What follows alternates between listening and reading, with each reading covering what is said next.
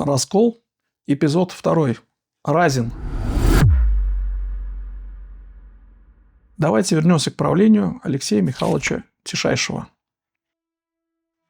В течение этого периода времени крестьяне стали полностью привязаны к земле и к помещику, и таким образом окончательно закрепощены. Земским собраниям было позволено постепенно выходить из употребления, а значение профессиональной бюрократии возросло. Царь поощрял торговлю России с Западом.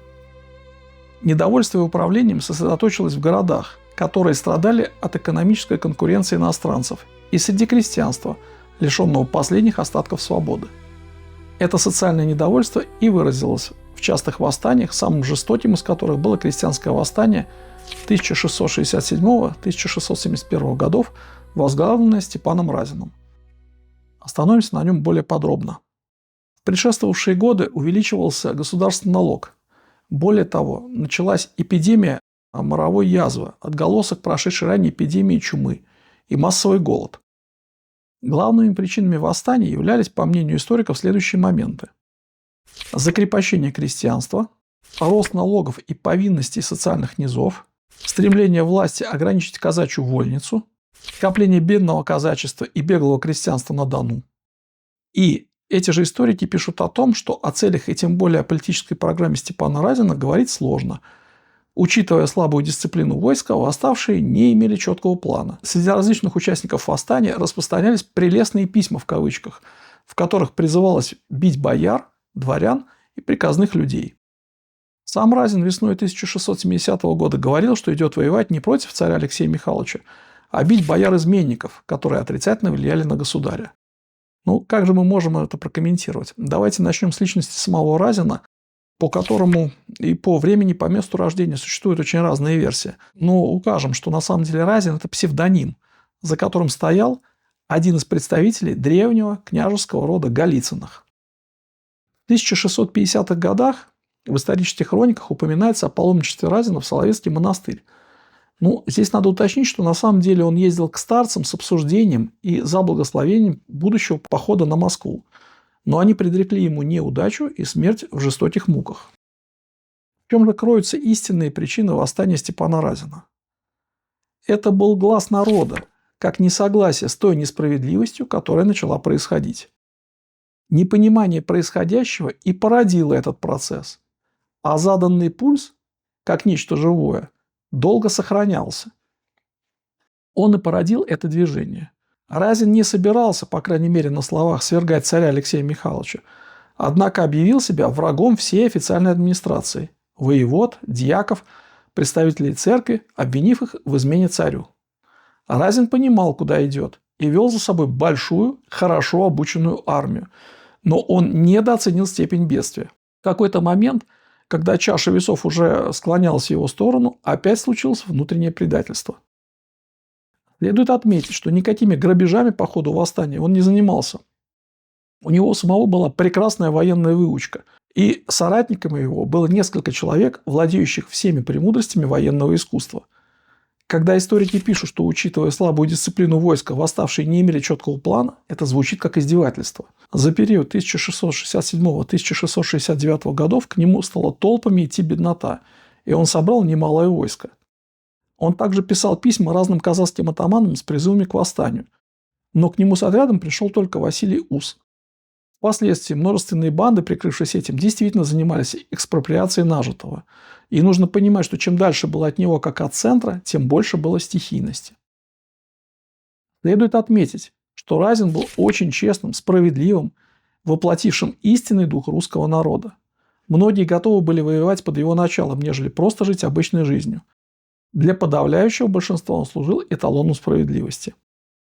В битве под Симбирском 1 октября 1670 года Степан Разин был тяжело ранен и через 3 дня после очередного неудачного штурма Симбирского Кремля вернулся с группой верных ему казаков на Дон. Оправившись от ранения, Разин начал собирать войско для нового похода. Однако верхушка донского казачества и домовитые зажиточные казаки, опасавшиеся с одной стороны возросшего влияния Разина, а с другой – последствий для донского казачества вследствие разгрома восстания, напали на ставку Разина в Когольницком городке. Поселение было уничтожено, а Степан Разин вместе с братом Фролом был пленен и передан царским властям. 2 июня того же года Степан и Фрол Разины были доставлены на допрос в Москву. После 4 дней допроса, в ходе которого были применены пытки, 6 июня Степан Разин был четвертован на Болотной площади. Вслед за ним были казнены и несколько его соратников. Кроме того, были казнены или убиты и другие руководители и знаковые фигуры восстания Разина. Раненый Акай Баляев был захвачен в плен и четвертован Долгоруким в декабре 1670 года в Красной Слободе в Мордовии. Еще одна участница повстанческого движения, Алена Старица, была заживо сожжена 5 декабря 1670 года в Темникове, там же в Мордовии. 12 декабря того же года в Тасьме был повешен атаман Илья Пономарев. В декабре 1670 года в результате противостояния с казацкими старшинами погибли атаманы Леска Черткашенин и Яков Гаврилов. Казни восставших были массовыми и поражали воображение современников.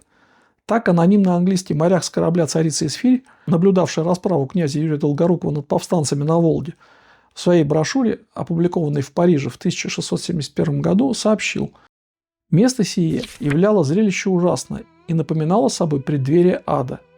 Вокруг были возведены виселицы, и на каждой висело человек 40, а то и 50.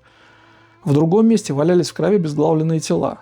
Тут и там торчали колы с посаженными на них мятежниками, из которых немалое число было живо и на третий день, и еще слышны были их стоны. Разин вместе с братом был подвергнут жестоким пыткам. В темнице его, сообщает курлянский дипломат Якоб Рейтенфельс, били кнутом, жгли огнем, капали ледяную воду на голову и подвергали еще многим другим утонченным пыткам. Тело его было уже все изъязвлено, так что удары кнута падали на обнаженные кости. А он все-таки так пренебрегал ими, что не только не кричал, но даже не стонал, и упрекал брата, разделявшего с ним страдания менее выносливого, в малодушии и изнеженности. 6 июня 1671 года Степан Разин после оглашения приговора к четвертованию был казнен на Болотной площади. Прочитали длинный приговор. Разин выслушал его спокойно, потом повернулся к церкви, поклонился на 3 стороны, минуя Московский Кремль с царем, и сказал: «Простите». Палач сперва отрубил ему правую руку по локоть, потом левую ногу по колено. Его брат Фрол, видя мучения Степана, растерялся и закричал: «Я знаю слово и дело государева». «Молчи, собака», – прохрипел в ответ Степан. Это были его последние слова. После них палач спешно отсек ему голову. Руки, ноги и голова Разина, по свидетельству англичанина Томаса Хэбдена, были воткнуты на 5 специально установленных кольев, а туловище брошено на съедение собакам. Сохранился даже рисунок, изображающий плененного Стеньку и воткнутые на коле отрубленные части его тела, сделанный в Москве одним из русских очевидцев казни, вероятно, по официальному поручению российского правительства. Четвертованные останки Разина позднее были отвезены на болото в Замоскворечье и воткнуты там на коле до исчезнутия. В 1676 году их видел там член голландского посольства Бальтазар Коэт. Фрол был казнен отсечением головы на Болотной площади 28 мая 1676 года. На что здесь следует обратить внимание? Тем мужеством и достоинством, которое явил Разин, он проложил себе путь в веках. Именно так утверждается победа над врагом. А простой смерть не мог бы вынести таких мук. Это удел высокородных. Следующий момент. Обстоятельства казни поражают. Это не свойственно русскому человеку. Но это и не удивительно, потому что казнили Разина бездушные нелюди. В мировой истории именно ящеры так обычно поступают. Выставление останков на показ производится для устрашения народа, чтобы все видели последствия, к которым приводят бунты. Несмотря на разгром основных сил восставших, пленение и казнь лидеров, суровые репрессии против бунтовщиков, волнения продолжались и в 1671 году. Последним оплотом восставших была Астрахань, сдавшаяся 27 ноября 1671 года. Своих целей – уничтожения дворянства и крепостного права – разинцы в итоге так и не добились. Не удалось им массово привлечь на свою сторону волновавшиеся народы Поволжья – Раскольников, Донское и Запорожское казачество. Но восстание Степана Разина показало, что русское общество было расколото, а страна остро нуждалась в преобразованиях. Чего же не смог учесть Степан Разин и его товарищи?